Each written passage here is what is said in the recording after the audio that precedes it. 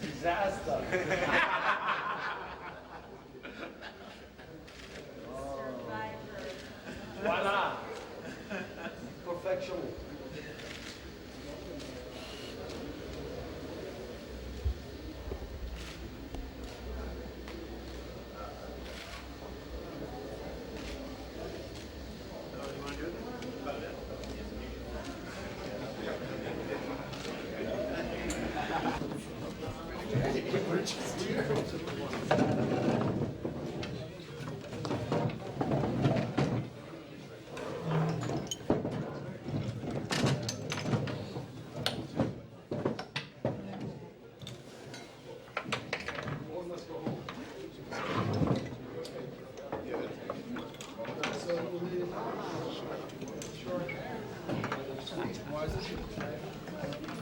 I didn't see it yet. Then we were told that I think I would rather look at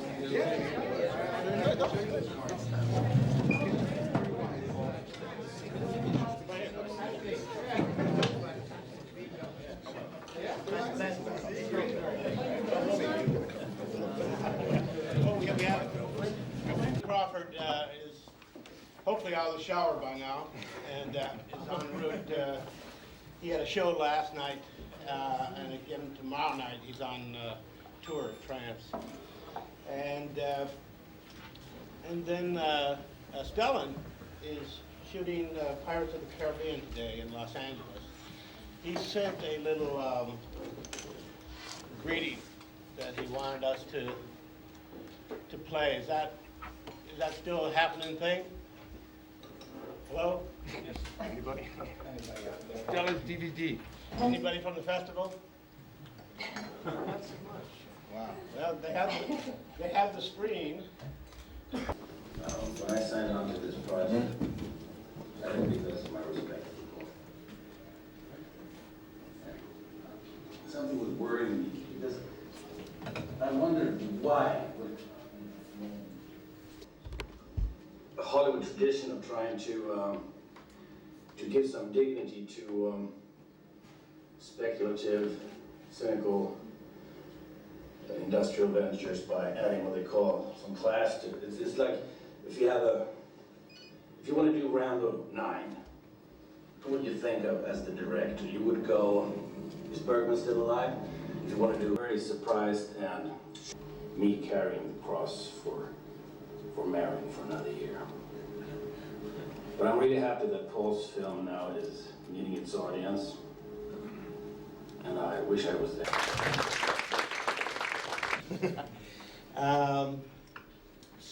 Ralph, why don't you just... He was actually called Sergeant Major in the script, but I wanted to call him Sergeant Major Harris because Richard Harris had just died. And I thought playing a kind of Englishman in the desert, I should call him Sergeant Major Harris. It was a very enjoyable experience. I'm Tim Solano, Paul Schrader's editor by default, via Morgan Creek, which has made pictures. Met some amazing actors. We really bonded when we were in Morocco and Rome. Bonjour, je m'appelle Clara Bellard. I'm very, very moved that so many good people's good work is finally getting a chance to be seen. I learned so much from these guys, it's ridiculous. From Schrader's to Rouse. My name is Anthony Kamerling. I'll talk in English, although I'm Dutch. I got the pleasure to say the line, God is not here today, priest, in two films. in Rennie's film, I really had to play the bad guy, and the girl I shot in Paul's film had to be a little girl in Rennie's film. Experience because I've not seen it yet. I had to go through a much bigger journey in this movie than I did in Rennie's film.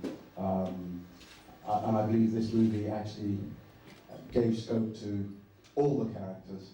And news when I heard that Paul's film was going to come out, and I just can't wait. I play Sebijuana. Speak the English as bad as Swahili, but I managed to get through.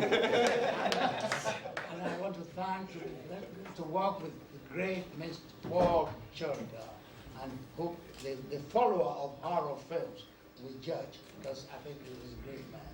And then I speak English as well when I'm Belgian. And working with Paul was actually my first feature film. And I'm just really grateful to Paul that he really went for it and that he finally got the movie out.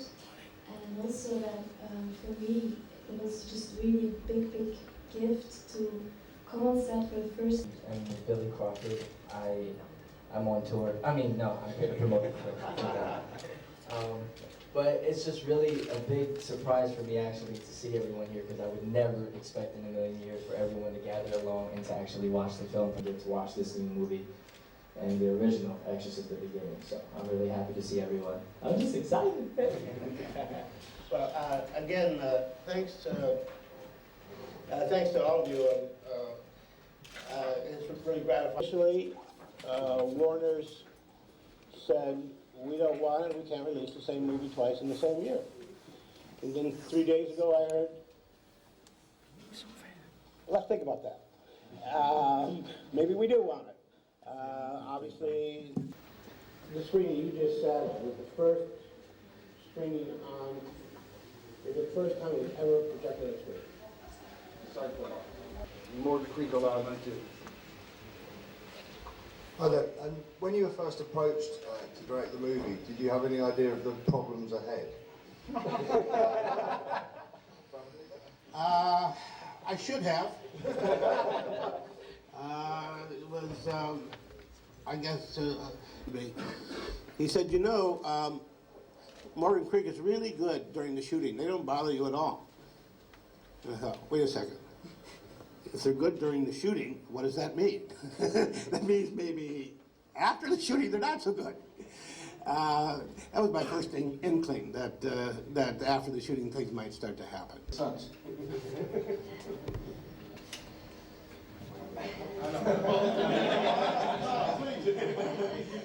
Well, I mean...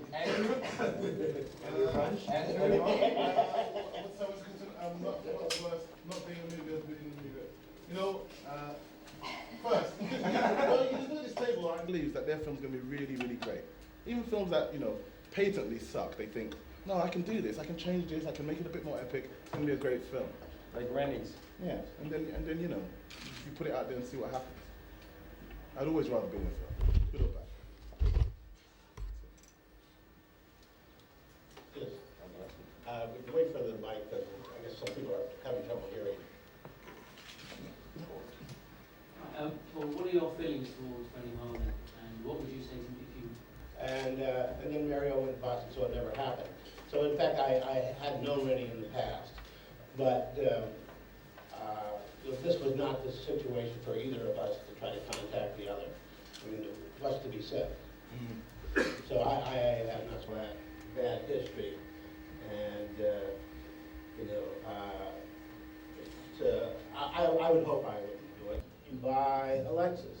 You like your car, you take it home, you say, oh, I didn't want that car. Why did I buy the car? I really want it. And you know, that's why we made the film we did. The way I thought we made the film we did, which is not, you know, a typical horror film. And so when that truth finally settled in, that the problem was the premise, then when you change the premise, obviously if I had known how much trouble hyenas were going to be, I would have... You could cut them at the end, no? That's very...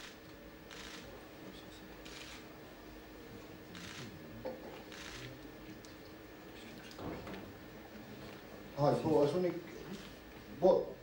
could you describe for us the meeting at which you were told that your version wasn't going to get released theatrically? Well, I was under considerable pressure to edit the film as quickly as possible, which I now realize was because they had already moved on in their minds. So I had showed the film to James Robinson, who's the head of Morgan Creek, and it was about 2 hours and 10 minutes. And I think we talked all of 4 or 5 minutes. I made a few sort of general things about this and that. And I said, well, it's a little long, so let me take out 10 minutes. I'll show it to you next week. So I showed it the next week. He didn't come. That day, the editor was fired. And 2 days later, I was told that I wouldn't be needed. So there were no notes. There were no arguments. There was no screaming match. So that's why I say that I feel that the decision to discard this film and make another film was already in place by the time I finished. And did they offer the olive branch of saying that they would then release this version as well at that same time? No. Well, the Rennie Harlan film began as reshoots and then just grew and grew and grew. And I think the final nail in the, well, it's not the nail in my coffin, it's the final thing that saved me is when Gabriel wasn't available, and then they really did have to make another film. It didn't start out as an entirely new film. It started out as a partially new film, and it just got bigger and bigger until eventually it did become an entirely new film. And there was another question you asked, but I've now forgotten it. No, I was just wondering at what point. End my campaign by saying, there's money in a DVD. Don't forget there's money in a DVD. So then it starts out as, okay, how can we put it together in some kind of DVD fashion and maybe slip it in as an extra and make a little money? And then it grows from there, and it finally gets to the point where it's actually a theatrical film. And so, sorry, one last one. Morgan Creek then provided the money for you to produce the version we've just seen? Yes. It, it was a very much a bare bones budget. Was the original idea was to complete it as cheaply as possible. In fact, Tim was originally brought in to put the film together without my cooperation. But day by day, the situation improved. The biggest problem was the music. I had no score. I solved that by, I got all of the music that Trevor Rabin had done for Rennie's film, and got it on its full tracks, 36 tracks, and the orchestration inside the film. So the music... It's a very Schrader-esque character. How much of that was in the original script, and how much did you... what kind of character? A very Schrader-esque character, sort of like light sleeper, a loner, even taxi driver to a degree. How much of that was in the original script, and how much did you bring to it? Well, a lot of it just has to do with the relationship of Stella and I. See, when I came on, Liam Neeson was going to do it. And I know Liam, I like Liam. He decided not to. And I had the idea to go for Stellan, because Stellan really is my kind of actor. When an actor like Liam is under pressure, he will always get bigger. When an actor like Stellan is under pressure, he'll always get smaller. He'll get more nuanced. And that's what I love in an actor. And so I had got myself an actor who was right on the same kind of wavelength about how to play scenes. And since Marion is essentially a passive, defeated kind of character, he just fell right into the repertoire of protagonists that I've developed over the years. Was there a search? I noticed that Billy has an introducing credit at the end. Was there a big search for a devil boy? Oh, Billy precedes all of us. Well, I auditioned for this movie since since the beginning, huh? Yes, since Mr. Frankenhauer, actually, before he passed away. Well, the big thing was, there was a whole big thing about my music industry and all that stuff, and I went to my first audition actually for a movie in my life ever, and Mr. Frankenheimer saw something in that, and I got the job after a screen test and everything, and then all of a sudden he passed away. Then Mr. Schrader came in place, and Morgan Creek was the one who called me and said, "Don't worry, your part's still in there." And I was nervous. And then after I ended up breaking my jaw, it really had something to do with The Exorcist, I swear to you. And it just continued on from there. And then just being around, it is my first ever experience. I've done films locally in the Philippines, but it's obviously nothing to compare anything that I've experienced on this 4 months, 2 months in Morocco, 2 months in Italy, meeting everyone, learning from Stella, from Gabriel, from Mr. Schrader, from everyone. It was a big family for me, and just grew and grew, and it's just, I was there from the beginning, and it really hurt me, and it broke my heart, even if when the movie wasn't actually gonna come out, it really broke my heart, because I was telling everyone that this is my first movie, and I was telling everyone while I was promoting for my album. And to the end of the day, I looked like a joke as well. But it didn't matter to me in the end of the day, because I experienced one of the best experiences of my life. 6 hours of prosthetics makeup. That's all I have to say. Yes, Billy has two images on the screen, neither one of which is him.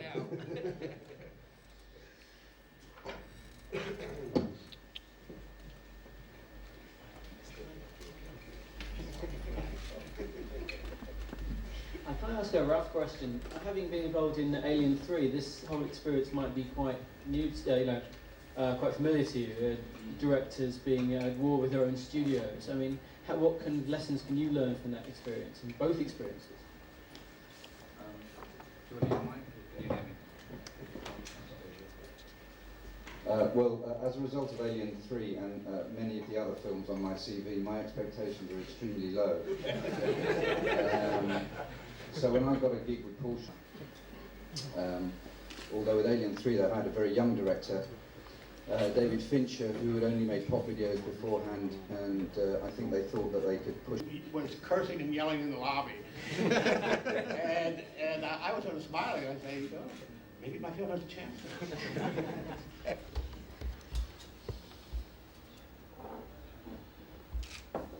I mean, and to be honest, I don't think Rennie's film really bombed. I mean, what do you see, Phil? Also, I was wondering, how's this affected your attitude to the movies now?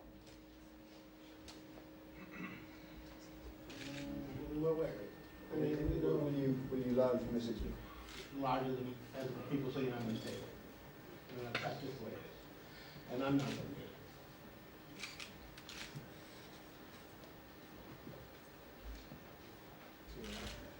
Would you ever consider doing another big studio movie? You have to speak up. Would you consider doing a big studio movie ever again, or has this been the last time? No, sure. I mean, look, Being in a shell movie for everybody involved here, what does that do for your career? Is that really, does the phone stop ringing, or doesn't it matter at all? Well, I don't know. He actually thinks that was a good film. And all the rest of my life, I'd have to be sort of saying, it was pretty good. And then watch people with your reputation, not good for your self-esteem, not good for anything. It has to be said that David Fincher's Alien 3 has yet to see the light of day, and probably never will.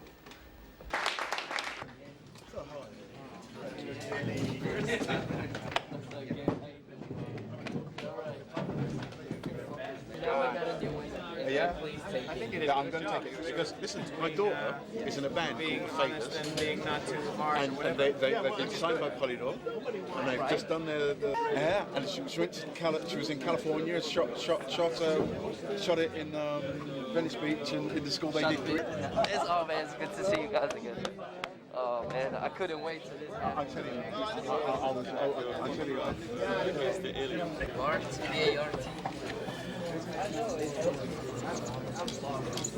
Mr. Holland man, how you doing, sir?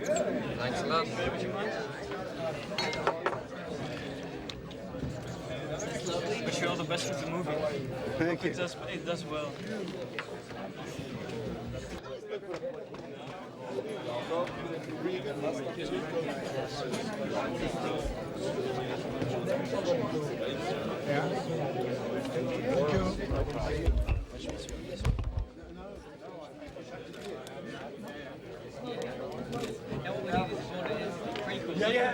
Very funny to say God bless on an Exorcist film. Thank you. How do you spell this? C-A-M-I-L-L-E. Thank you. You mind if I borrow this?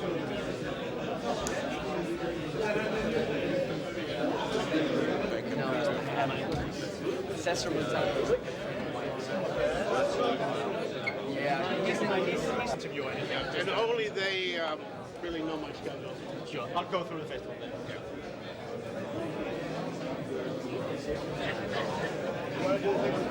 Yeah.